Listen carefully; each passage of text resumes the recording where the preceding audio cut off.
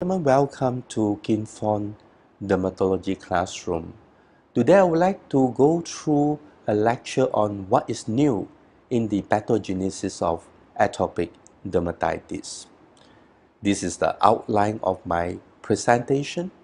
I have three stories to share today. First is about the itchy story, followed by the immunological derangement story, and finally, here is the defective skin barrier story about atopic dermatitis and underlying pathogenesis.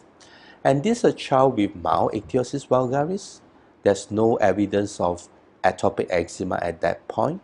And when we analyze the genetic mutation, managed to identify that the patient has a heterozygous filaggrin gene mutation with typical dry scaliness over the exposed lateral aspect of the extremities. At the same time, with palmar-plantar hyperlinearity, but there's no evidence of atopic eczema.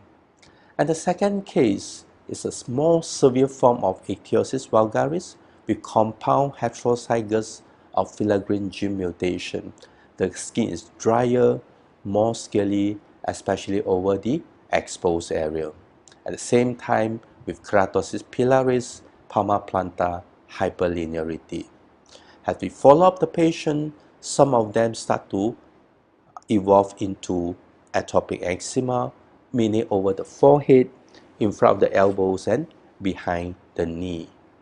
Before year of 2006, the information about filaggrin gene mutation, ichthyosis vulgaris, and atopic eczema were poorly understood. Back then, what we know is ichthyosis vulgaris is caused by a gene hiding inside epidermal differentiation complex. And once you have ichthyosis vulgaris, about 1/3 to half of them will evolve to atopic eczema. Whereas of 100 atopic eczema patients, when you examine them, 8 of them will have one of the minor criteria, which is ichthyosis vulgaris. Thanks to Professor Irving McLean and his team, in the year of 2006, have managed to identify the filaggrin gene inside epidermal differentiation complex being the culprit of ichthyosis vulgaris. And it's one of the strongest known endogenous risk factor for atopic eczema. You have a single gene mutation, you end up with milder form of ichthyosis vulgaris, about 4 times higher risk of getting early onset persistent atopic eczema. You have a double dose, mean homozygous, end up with more severe form at 80 to 150 times higher risk of getting early onset persistent atopic eczema. But over the last 12 years, that different AD community in different parts of the world have performed their own prevalence study about the relationship between filaggrin gene mutation among the AD patient, and these are the conclusion after 12 years. Firstly, it's important to recognize that more than half of the patients with AD, they do not have any known filaggrin gene mutation.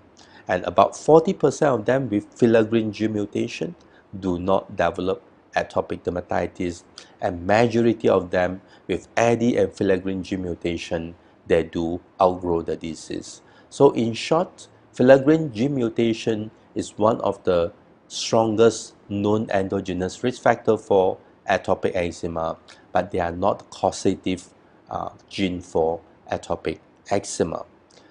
These are the different prevalence study on filaggrin gene mutation.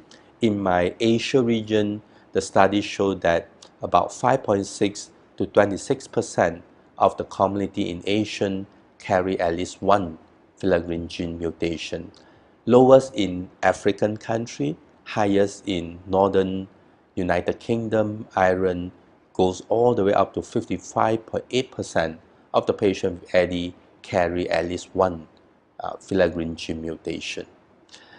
The nearest to my country, Malaysia, is Singapore. The Singaporean Chinese with AD, 20.2% carry at least one filaggrin gene mutation. And based on the genome-wide association study.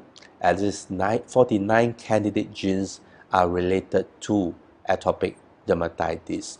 And out of these 49 genes, the one that have best study is the filaggrin gene mutation over here.